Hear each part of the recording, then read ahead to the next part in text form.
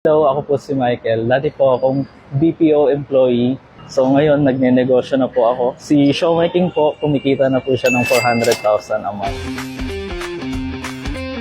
Kaya showmaking lang kasi yung merong 4 flavors, tapos 5 pieces. And compared sa price range ng competitor, mas abot kaya talaga yung sa showmaking.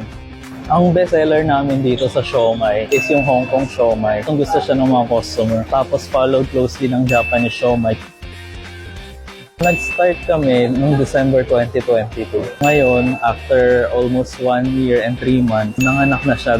So ito naman si Potato King, kumikita na rin siya ng mga nasa 200 to 250 a month. Ito yung pangalawa kong noodle house dito rin sa Eaton Centris Terminal. Kumikita rin siya ng mga let's say 200 to 300k a month.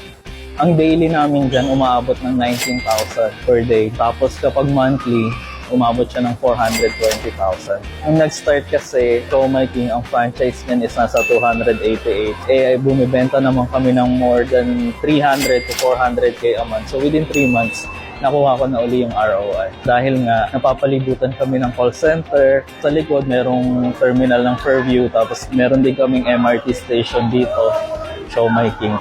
Proven and tested na yan. 4 na sila ngayon. So kapag okay yung location, makikita ka talaga.